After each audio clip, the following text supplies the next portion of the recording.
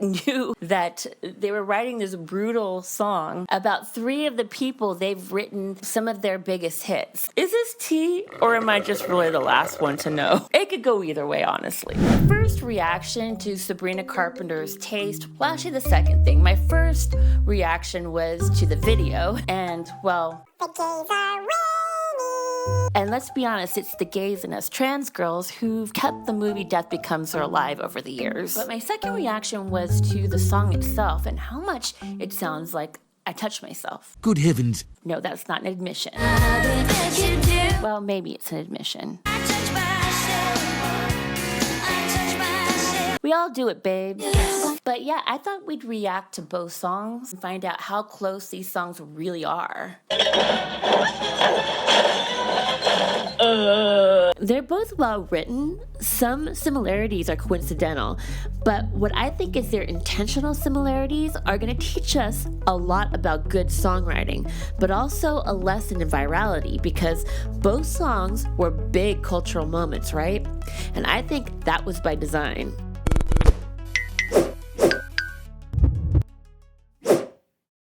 So the verse comes first, not to be confused with purse first. Walk to the room, purse first. The verse comes in right away. I leave quite an impression. You're wondering why half his clothes went missing. Now this is the pre-chorus. Next to me, 1 degree of separation. Now chorus. You'll just have to taste me when he's kissing you. Just know you'll taste me too. Paintings with his tongue. I love that lyric. I'm gone, but you're still in. They're back together. You'll just have to taste me when he's kissing you. Taste me too. Every time you breathe his air, just know I was already there. I've done that once or twice. Oh, I've been known to share together, and if that's true. What I like about what Sabrina Carpenter is doing, she's really bringing rock back to pop music, which has been such a long time. Actually, both her and Olivia Rodrigo have been doing that. In fact, they're calling taste on Wikipedia slacker rock, which I've never heard of, but apparently it's been around since the 90s. I've never heard that as a genre, though, before. One of the influence they put on here is Courtney Barnett, which, by the way, you know that song Brutal reminds me so much of Courtney Barnett. I wonder if anybody else has thought that before. But I've always thought they have a lot of similarities. So I guess Sabrina and Olivia Rodrigo have more in common than just boys. But anyway, it's so strategic that Sabrina Carpenter is kind of going for humor in music and sort of those kind of lyrics that kind of perk your ears up and where you really take notice. That's another thing that she's bringing to music again that I really appreciate, because I feel like pop music hasn't had great lyrics in a really long time. You know, Chappell Roan's sort of doing that too. This one, you could have started with the verse too. You could tell that they added on this cool little discordant intro. This right here. Then verse.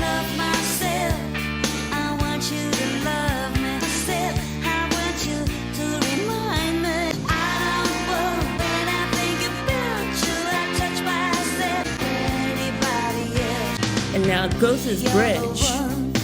Doesn't go to a second verse. To the verse. It's very unique. Anything for you.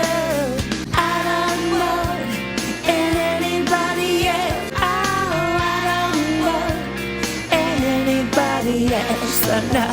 Oh no. Oh my God, Chrissy Amplett is just incredible. She's such an underrated singer. It's just so sad. She actually passed away. I'm not sure exactly how long ago.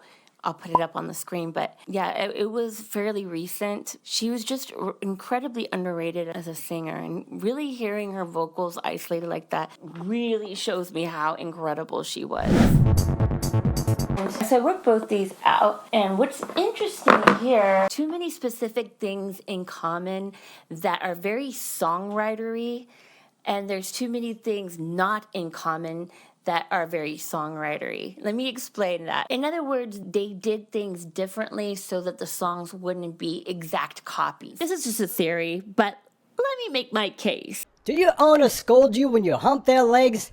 You got a case. Some people notice a similarity in beat, so here's the Divinyls beat isolated. To be fair, this is a pretty common beat.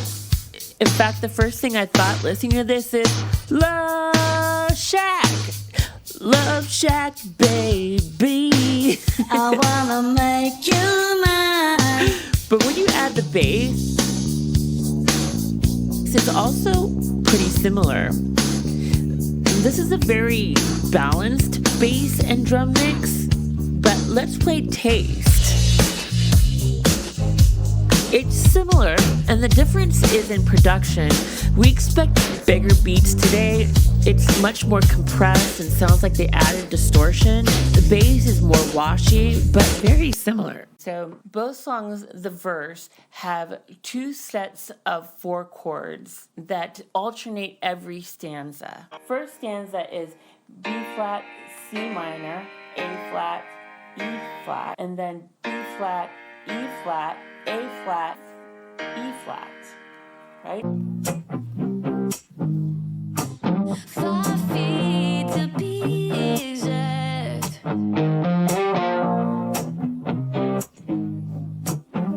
My body's where they're at. And I Touch Myself is C, D minor, B flat, C, A minor, B minor, E flat, C.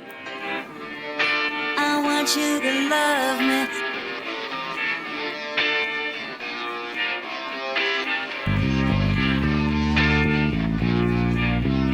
I forget myself. I want you to remind me. Both Taste and I Touch Myself have 2 sets of chords in the verses that alternate every other stanza. It's just one has a change every 1 bar and one has a change every 2 bars. And then it switches in the chorus. I don't know, it's just too much of a coincidence that there's this much in common in a very songwritery way to make it different. You know, other similarities, even in the name of the song, both use one of the 5 senses as a theme, taste and touch, right? And that line is that part in the chorus where Sabrina does that thing in her head voice, which is very much a hook, and I touch myself, you know, when I think about you, I touch myself. I don't want anybody else. When I think about you, I touch myself. And if that's true, you'll just have to taste me when he's kissing you. I've read that this is something common in songwriters' rooms. Someone will say, hey, I just heard I Touch Myself on the radio or something, and they'll say, yeah, that's such a great song. We should do something kind of like that. And a very good songwriting technique is to use the 5 senses in your lyrics because people connect emotionally through their senses, right? Both songs are kind of saucy, kind of tongue-in-cheek, but they also have multiple meanings. Taste, sometimes referring to oral. He pins you down on the carpet, makes paintings with his tongue. Taste also refers to the way our past lovers sort of imprint on us. Though somewhat overblown, this was even somewhat scientifically proven. But it also affects another kind of taste, like our taste in humor, for instance. He's funny now, all his jokes hit different. Guess who you learned that from? Now I'm gone, but you're still laying next to me, 1 degree of separation. And I Touch Myself, of course, refers to masturbation. Chrissy Amplett, in an interview, talked about what else she was thinking of. The song is about touching yourself emotionally, touching yourself physically, touching yourself spiritually, you know, touching yourself in all sorts of different ways. Chrissy, you said all of that with a straight face. No, I mean that, though. I mean, you know, when we wrote the song, that's how we were feeling, you know. I don't know whether I buy Christina's story about it, but, you know, because to me... The spiritual bit? Yeah, you know, but then again... But after teasing fans for more than 10 years, Christina decided to go all the way to the top of the charts, with a song that makes her sound like the happy hooker. Wow, I think it's such a coincidence that When I Touched Myself was written, the Divinyls have been in the industry for 10 years, because the same is true of Sabrina Carpenter.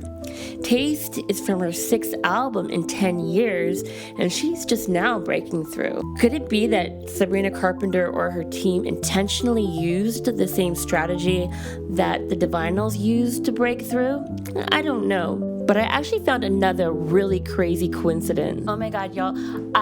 We've been sitting here researching these songs. Not only do these songs have similar beats and similar melodic sensibilities, but they also share a similar origin story in that they were written by the hit makers of their respective days. Taste, of course, being present day, and I Touched Myself in the 90s. Did I touch myself in the 90s? Yes, Chrissy Amplett and McEntee of the Divinyls wrote it with Tom Kelly and Billy Steinberg, who are legendary songwriters, or legendary. This is my legacy, and this is my other legacy. But yeah, they wrote True Colors by Cyndi Lauper, So Emotional by Whitney Houston, Eternal Flame by the Bangles, Alone by Heart. To this day, Madonna's biggest hit, Like a Virgin, all I've heard, she doesn't like that song very much anymore. Some of Celine Dion's biggest hits. Then in the case of Taste with Sabrina Carpenter, she had 4 collaborators. First, it was John Ryan, who, among other things, co-produced and wrote the last 4 One Direction albums. And the other 3 you see writing on so many of the pop girlies of today. If you're into pop, you really do see a lot of the same names popping up. But this is kind of crazy. 2 of these girls, I actually recognize Julia Michaels because she is in herself an artist, but she also has had big hits with so many people. But also Amy Allan, who I actually hadn't heard of, but she's written with so many people, you know, Charlie XCX, Lizzo, Harry Styles. But get this, both her and Julia Michaels wrote with, get this, Shawn Mendes, Camilla Cabello, and Olivia Rodrigo. If for some reason you don't know, the one thing I know about the history of this song is that this song is allegedly about the triangle between Sabrina Carpenter, Camilla Cabello, and Shawn Mendes. Allegedly, the part that Jenna Ortega is playing is actually supposed to be Camilla Cabello. I am so curious if Amy Allan and Julia Michaels knew that they were writing this brutal song about 3 of the people they've written some of their biggest hits. Interesting, huh?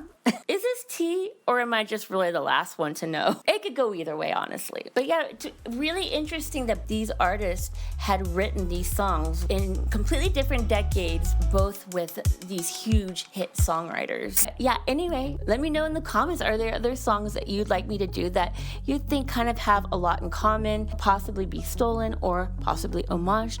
I would love to try more in this style. If you'd like to check out another video, there'll be one right here, or you could check out my Reacumentary playlist down here, or you can subscribe to me right here if you feel so inclined. Anyway, I hope you have a wonderful rest of the day, and I hope I get to see you next time. Popcorn Philosopher over and out.